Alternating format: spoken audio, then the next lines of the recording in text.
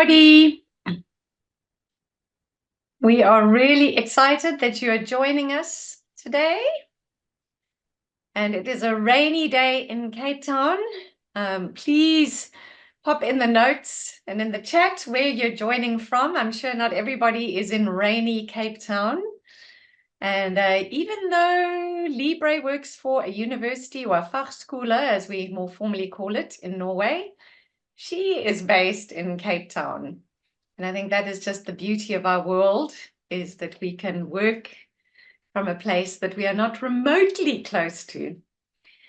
So welcome, and you'll notice that all of you have joined on mute, so please do remain on mute. Marla, I see you're from wet and cold Cape Town. I hear you. So please do remain on mute. And at the end, what we'll be doing is we'll be allowing you, as usual, to unmute yourselves. To be able to ask questions or share any comments that you have. And so for those of you who are joining and you're familiar with this space, you'll know that my name is Jane and that I work for Outerbox Thinking, and I spend most of my time training companies to attract and select the best talent for their teams. And that I also get great joy from helping people have the confidence and skills that they need to succeed in interviews. And today we are very excited to be interviewing Libre on the topic of AI and the future of graphic design. And we know that in all the industries, there's a sense of, is AI going to be replacing me? Or how do I use AI to be more effective? And I think no industry more so than that of graphic design, marketing, branding. So perhaps you're here today because you're in graphic design, but perhaps you also are responsible for branding and for marketing. And so that aspect of graphic design really impacts you in your work. So let's jump in. Libre, it is so wonderful to have you. Thanks, Jane. So we know that you are the graphic design team lead for Norov. So please tell us a little bit more about your current role and what you love about it. Yeah, so I work for Norov, and our graphic design department has about 500 students. We have 4 campuses in Norway, and about 400 of those 500 students study online, but most of them are based in Norway. And I run the online side of graphic design. I absolutely love it. Never thought I'd be a teacher. My whole family, even my husband, is a teacher, and I love it. I've always loved training the junior designers in agencies, and it's similar to that. I love that penny drop moment, and seeing them grow from where they start. Yeah. So that's where I'm at the moment. No, wonderful. And I agree. I think we all morph into different roles and find different aspects and then think, sure, how did I end up getting into this? And those people who are here in recruitment know that all too well as we're helping people navigate their careers. So Libre, what drew you to graphic design in the first place? How did you get interested in it? Well, let me just say, I can't draw to save my life. Oh, that's encouraging. That's okay. I tell the students it's okay if you can't draw. But I think I wanted to study industrial design or biomedical engineering because I love that idea of design shifting a problem or fixing something or making it more functional. And then I, as a young farm girl, went to go look at industrial design, and they were drawing cars that week. And I decided this is not for me, and by fluke ended up just ticking graphic design in the box. And but I've always been a visual communicator, as you can see, ticking the box. The hands are going. So it worked well for me. As I studied, we did this project for SAPI Ideas That Matter, where we had to use a legal entity and communicate to people that are not super literate what they could do if they're faced with domestic violence. And we did a photo journal, which was printed, and that was sort of a big shift for me as well, where design can influence for the good and Mm. motivate people to do things or to behave in a certain way, and being very curious about humans and how they think and how they act and why they do it. I've really found it to be so interesting to be a designer. I'm not super focused on the aesthetics, but when a frame in a room is not straight, it does irk me. So I do like aligning text on pages. Okay, no, I definitely see that part of you, that kind of perfectionist. Hang on, let me just make sure this visual looks good. So Libre, you're in graphic design, you're the team lead, you're working for Norway, which is known as one of the most progressive places in the world. Norway is progressive, wealthy, fast forward thinking. And so in this exciting world of graphic design, which of course, as we say, encompasses marketing, branding, strategy, what are the most exciting trends that you're seeing at the moment? Obviously, AI and all that it brings is super exciting at the moment. It's kind of like being on a roller coaster where the speed is frightening and exhilarating at the same time. Um, Mm, One of the trends, obviously, is the automation of really mundane things that you have to do as a designer, like resizing images or cutting out an image, or so that part is really exciting.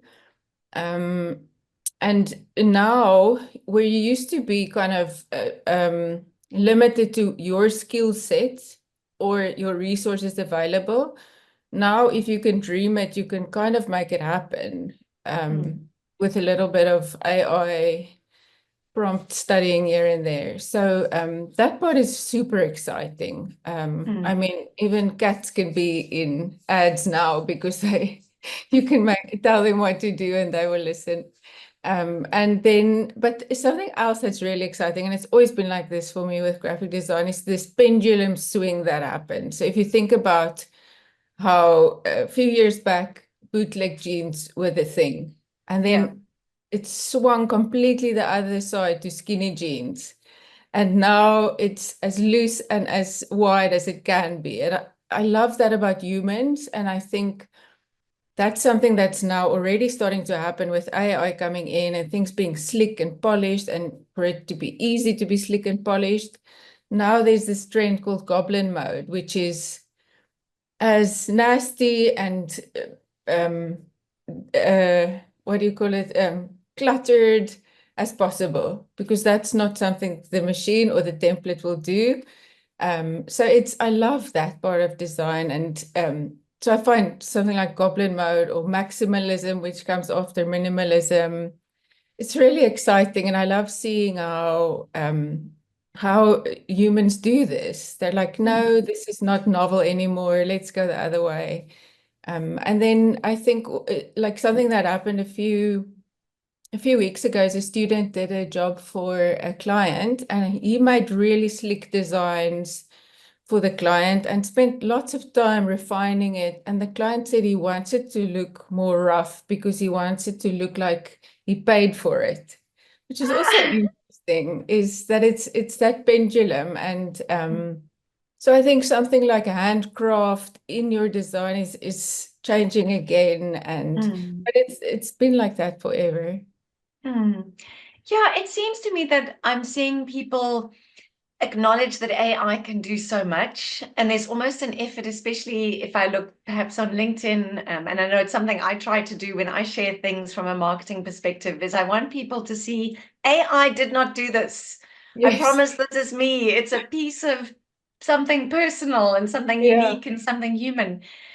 So in that, Libre, where do you see AI augmenting the process, and where do you see it replacing the process when it comes to graphic design and marketing at the moment? Yeah.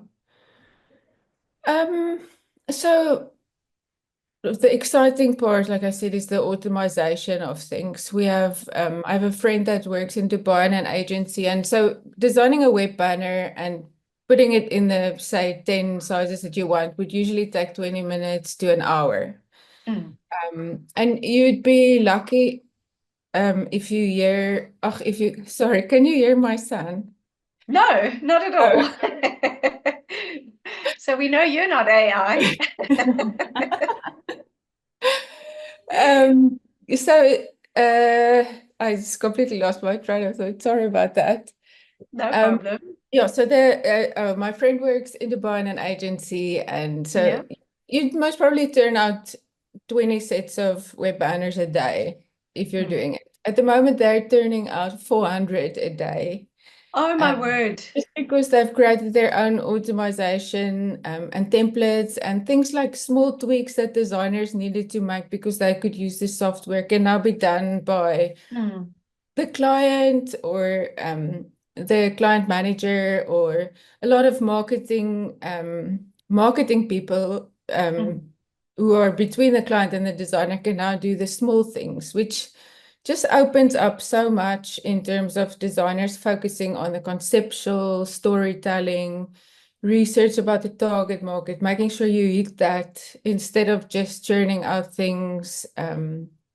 So that's really exciting and a big change. I think you're not limited to your skill set that much anymore. So that's changing in terms of being able to go more conceptual and research about because as a designer you need to know about your client's business. So the researching part can now be helped with ChatGPT. Mm. Then there's obviously image generation, which is quite a controversial subject, especially photographers and illustrators in the industry. It gets the data set is often copyrighted images, and so that part is less I feel like we need to tread cautiously around that. But in terms of ideation, it's like brainstorming with a whole bunch of people when you brainstorm with say Midjourney or ChatGPT. So that part is really nice in terms of augmenting and changing. Um, yeah, we Mm. we tell the students that it's it's not that AI will necessarily take your job, but someone using AI Mm. might. But Yes. Yeah. we've also seen the programs that we use like Adobe Suite include a lot of it. So now it's less about which skills should I or which tools should I use, but it's about Mm. manipulating the outcome. That's where Mm. our skills need to be now. Mm. Okay. Yes. And I do hear that across industries that it's not, Mhm. you won't be replaced, but you'll be replaced by somebody who uses AI. I Yeah. think that's the echo and the kind of popular phrase at the moment. But Libre, in that you've mentioned a couple of tools and approaches. Can you tell us a little bit more about the tools and the AI that your team is using to integrate into their workflow and their approach? You've Yeah. mentioned a couple, but yeah, please do mention the ones that you're finding useful. Mm. So as I said, Adobe Creative Suite has recently done amazing. They've progressed quite a bit Mm. in the past year, where it's included in all the programs. So it's not necessarily something that you need to go outside of now, which it used to be. But Canva has done amazing, and it used to be this program that designers shunned, like you can't use Canva. Um, but now it's more and more industry requirement to use Canva because of this integration with the ease of use, where other people in the company can use it or the client can. So Canva is a big one. ChatGPT, obviously, we use a lot for base content creation for our study material, but for the base, not for, the final, which is the thing with AI again, is that as everyone gets more AI literate, it's very easy to smell this has got AI all over it. And Mm. so we use it for a baseline, as you would Google a few things to get inspiration, it just helps with that part and giving you Mm. resources and that kind of thing. And yeah, something else we do with the students in particular is show them how to teach themselves on it. So if they have a software issue, whereas usually we would sit and type out the tutorial for them, now if a student sends me a question, I would pop it into ChatGPT, take a screenshot and give it back to them and say, this works. So I could curate in terms of, does it make sense? But it's also teaching the student that this should become part of your way of working. Something else we do is if we're assessing students' work, we would pop it in there. If we don't necessarily agree about a certain principle being in the design, it helps to give an unbiased sort of, well, I can't say unbiased when it comes to AI, but Another it's a third view. party. Yeah. Yeah, or we tell the students, type in, this is a logo for a cupcake shop aimed at millennials. Do you think it works? Do you have suggestions? So we're trying to include it as a design partner in Mm. that way. Yeah. Yeah, I love how you're setting them up to work efficiently and effectively with AI and not be threatened by it, but use it right from the start to help themselves to be better at what they do. And I like what you're saying. It's a different view. It's not Mm. just one person's view. So how are you teaching them, or how are you as well using AI in such a way that you're still maintaining and holding on to and showing that human touch Yeah. are drawn to, as you're saying, Mm. people love authenticity. They want to Yeah. know they're connecting with another soul, not just, something flat. Yeah. I think we have this saying, I think I've used it before, is that if we smell AI, it stinks. So we kind of, as I we haven't heard that. made that up.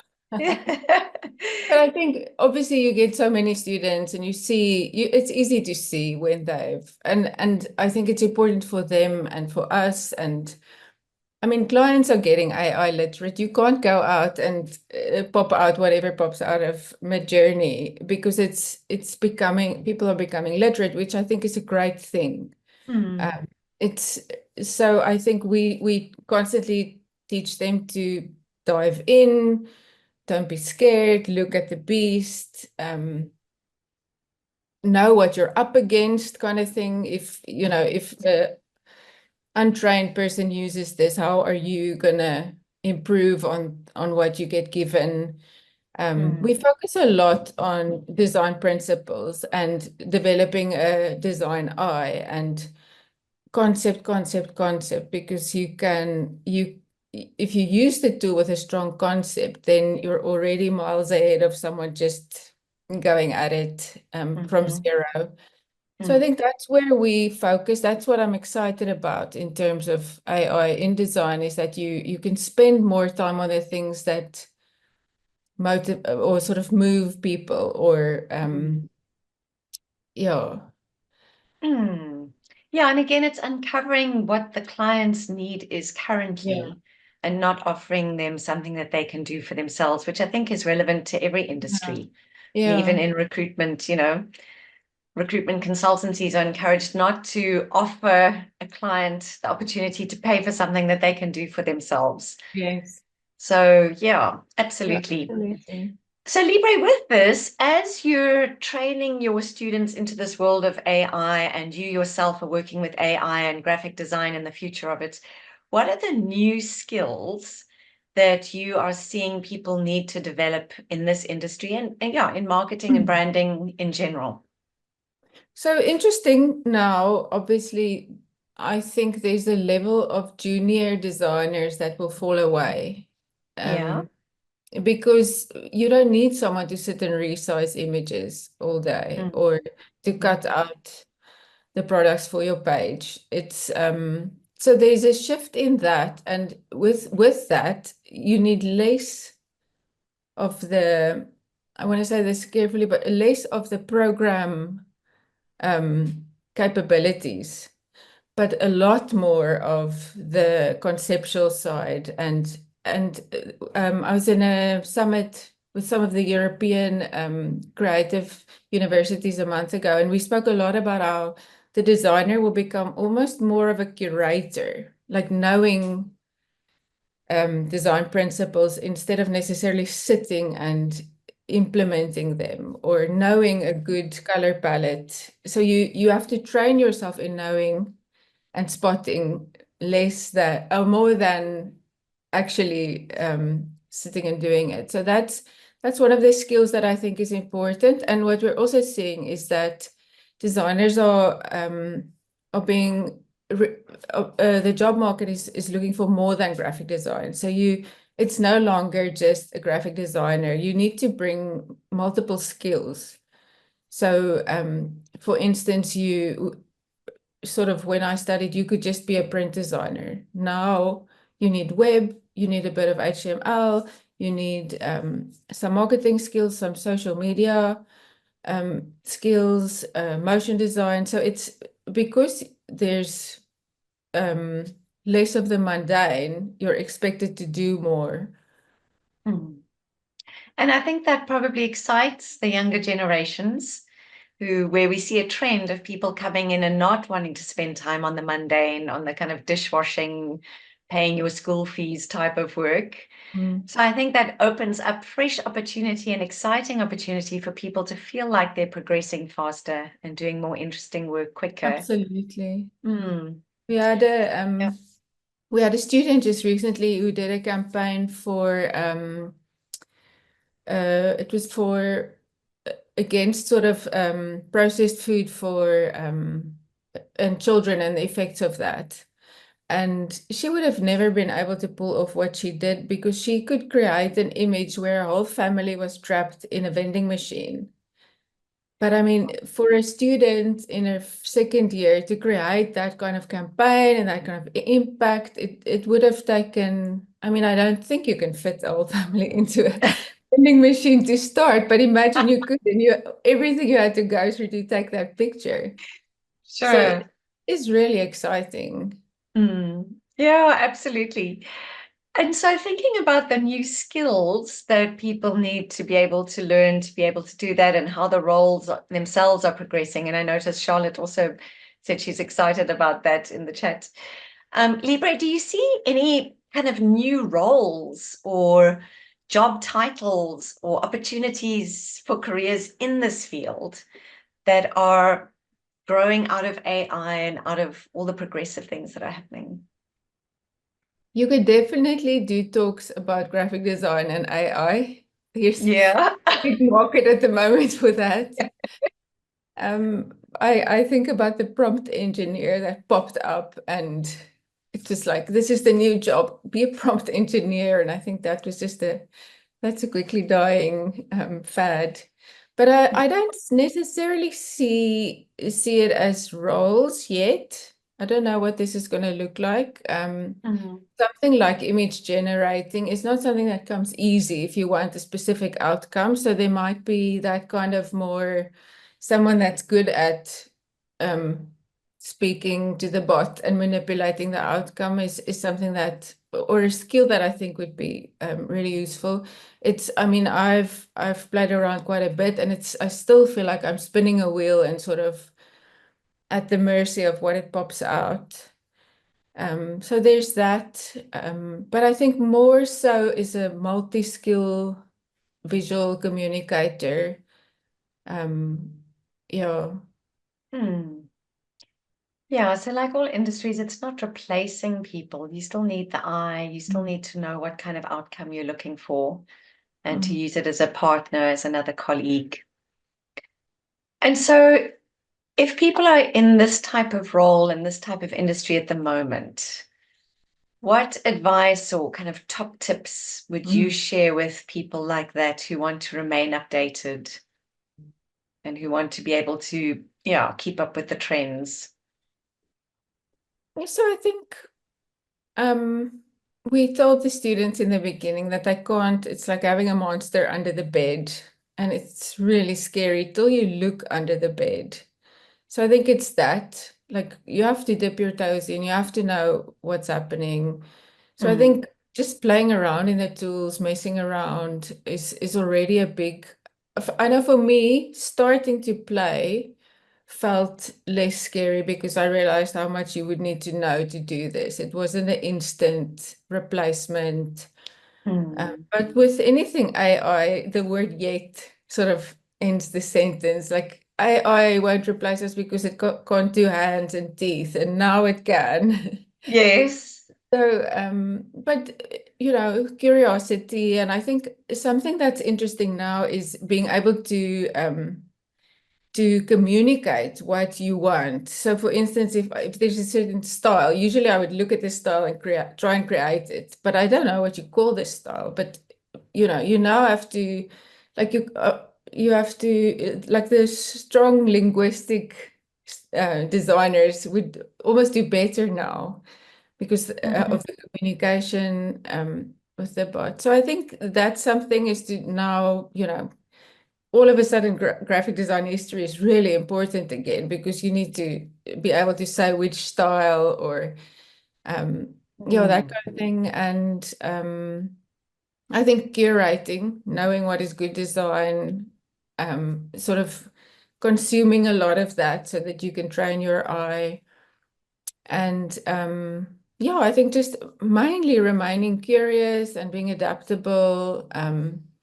You have to, like, if, for instance, we teach a bit of code and then a lot of students just plonk in the brief and it pops out the code and they, you know, present that as their work. But as soon as something breaks, they are nowhere because they didn't study, they don't know what's happening. So I think it's a lot of like, you need a base understanding at least.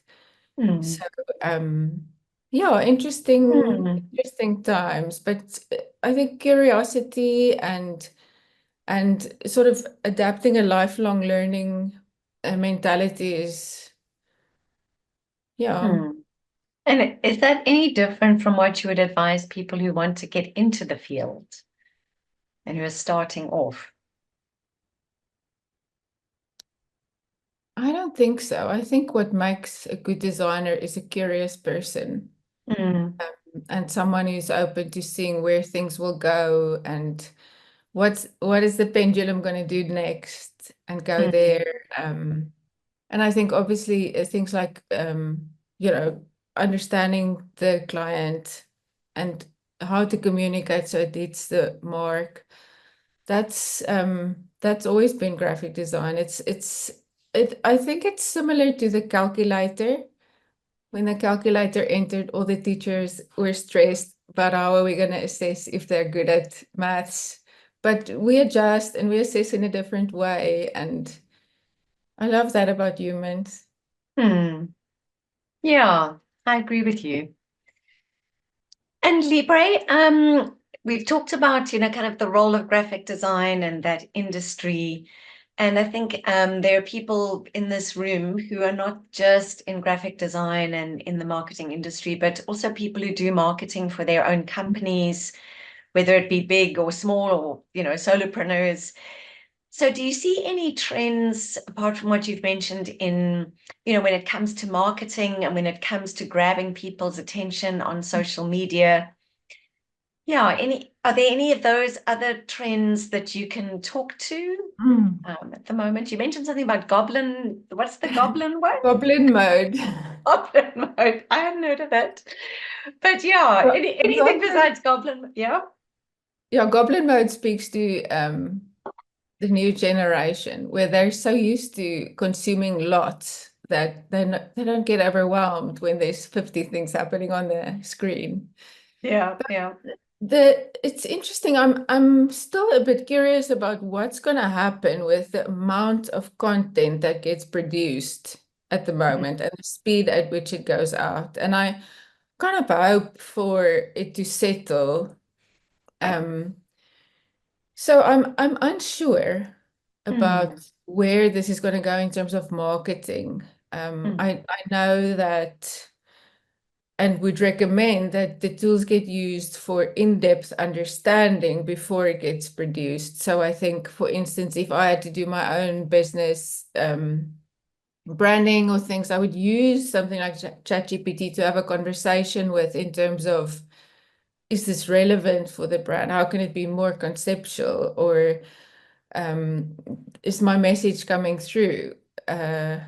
So I think there's again that kind of you need to know enough to be able to ask the right questions. But I think you can get a far way already by using this. And there's so many templates available that are already, like the UX is already in place. There's already good things. And I think we often speak about how hopefully now there will be less bad design in the world.